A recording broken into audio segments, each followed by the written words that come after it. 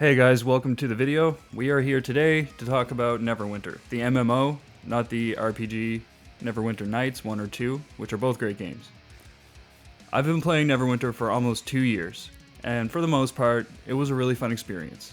I had no problem sinking hundreds of hours into the game, probably every month or two. The bugs and the pay-to-win build of the game didn't really bother me. I was having fun, and that was all that really mattered. And my plan was to just grind away instead of spending money on the game, and I would save up Astral Diamonds and exchange them for Zen on the exchange. If you haven't played Neverwinter before, Astral Diamonds are an in-game currency that you can actually earn in the game, whereas Zen you have to either spend money on or exchange Astral Diamonds for, but we'll get into that later. Playing through the initial content, and by that I mean getting to the level cap, which at the time was 80, I think it still is, was probably the funnest part of the game. I got to level 80 much faster than I would have hit the level cap in any other MMO like World of Warcraft. It took me weeks instead of months and months to get to the level cap. I had no problems finding a guild to join or finding people to do quests with. Then the grind for higher item level begins. I again fell into the grind and I was happy to just plow forward. I was just grinding away at the game, getting closer and closer to endgame. So at this point I figured World of Warcraft is like $20 a month or something, so why not purchase the VIP for Neverwinter? Forget how much it is right now. I think it's almost $15 a month, just to make things a little bit easier. And that way I can support the game, at least a little bit. I noticed a huge difference with VIP. I could summon the travel signpost instead of having to find an exit from the map. I was getting more Astral Diamonds from being able to open one loot crate every day, and yes, they are loot crates, and selling the contents of them on the auction house.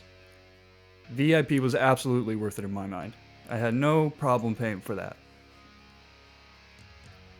Then I did find myself spending $100 here and there to speed up the race towards the end of the game. I wasn't trying to be like the best player in the game, but I wanted to be one of the players who was always ready for the next load of content that was being released. I had only done this on 2 occasions, and, finally made it to Avernus, which is, at the time, endgame. This was around the time when Valenhaz was the endgame module. I was still having a lot of fun with the game. I was finally starting to get decent at some of the harder trials, and I was getting so close to being able to take part in Zariel's challenge. So, let's talk about bugs. Over the entire course of the time that I'm playing this game, I must have witnessed dozens of bugs, both mechanical and environmental. Some items like Legion's Guard set would not work exactly as the stats list. Players like Northside and Rainer and other YouTubers would often showcase online how certain buffs weren't working correctly or certain item sets weren't triggering the set properly, like the bonuses. I would be running Master Excursions and the whole run would have to be abandoned because a monster spawned in a wall. And then you can't break down the wood blocking the cave until all the enemies are defeated, so you're stuck at this point. Sometimes if the entire party went back to the beginning of the dungeon or everyone killed themselves, you could get the glitch to reset and you could finally break the door open. I've had so many runs just completely ruined by this. That fix only works sometimes. I got dropped from the server constantly, seemingly at the worst possible times, when a party was waiting for me to progress to another area, or I would get dropped while loading into a trial, oftentimes leaving me either booted from the trial or having everyone wait for me to reconnect. I have to give it to Cryptic Studios though. In my time of playing Neverwinter, I never had severe bugs like the nightmare fuel that you hear about from WoW, like characters being deleted or level regression on characters, or characters going back to like where they were at a previous patch.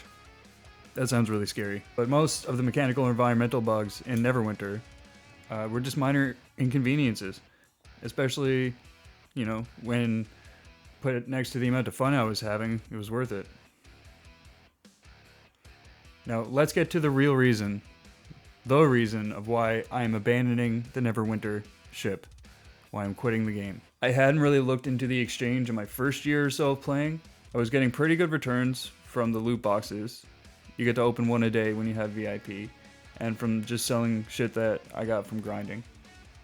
I was hitting the Phantasmal Fortress like an insane person to get rank 5 enchantments, because that's one of the fastest ways really to get Astral Diamonds in-game.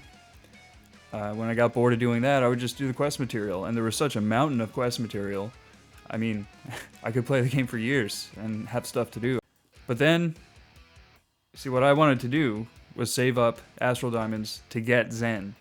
But when it came time for me to finally do it, I saw that there was like a 17 or 20 million backlog.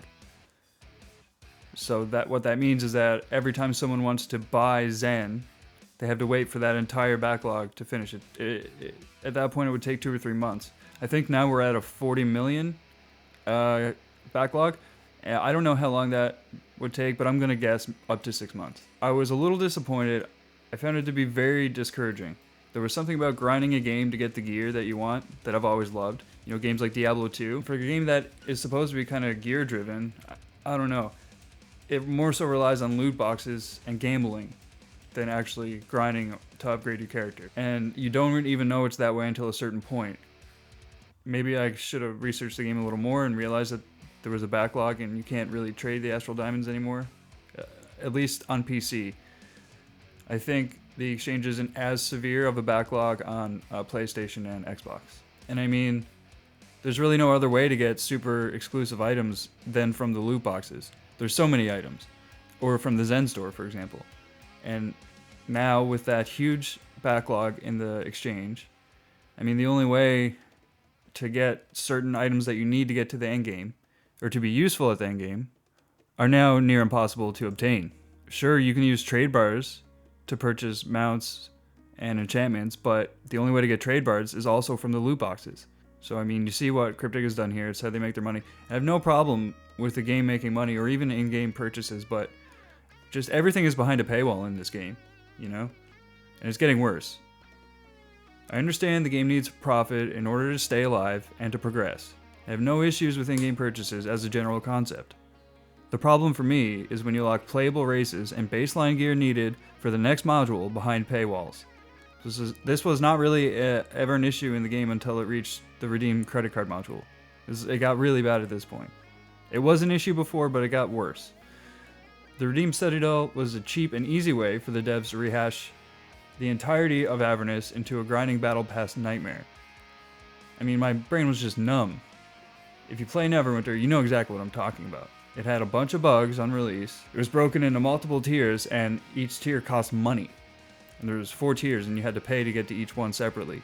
I mean, initially, I was just going to farm maps, get a high enough item level to catch up to Zariel's challenge, and skip the entire Redeem Citadel module, but I just quit the game. As more content comes out for this game, the more I wanted to quit. It's just very disappointing. And I'm not saying that the devs have done anything specifically wrong. I mean, I just don't like that kind of gameplay. I would actually recommend this game to fans of MMOs looking for something like WoW, but an alternative. I mean, I had a lot of fun in the 2 years I played the game. You just want to be aware of the issues that you're likely to face.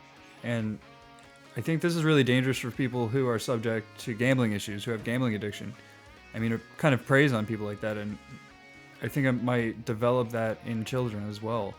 It kind of exposes them to gambling at a very young age. I think these types of games really take advantage to the addictive personality and the chase for dopamine through loot boxes. Classic RPGs like Diablo 2 do not take advantage of that part of your brain. But instead of gambling with money, you put that kind of energy into killing mobs and waiting for loot to drop. And it's a randomly generated loot, so it's kind of fun. You grind out for your gear instead of paying money to maybe get the gear you need. Or pay a little more and definitely get it. But here's some good news for Neverwinter players that are watching right now. I'm giving away all of my shit because I'm quitting the game. So all of my non-bound gear, I'm raffling away in my next YouTube video. I have like 3 rank 15 bonding rune stones I'm giving away. Like anything I have that's unbound. And then I'm probably just gonna sell everything I have somehow. I'm gonna find a way to give away all my resources because it's a waste. I mean, I do have some things there that'll help other players out, so that'll be fun. Thanks for listening to my rant about Neverwinter. Please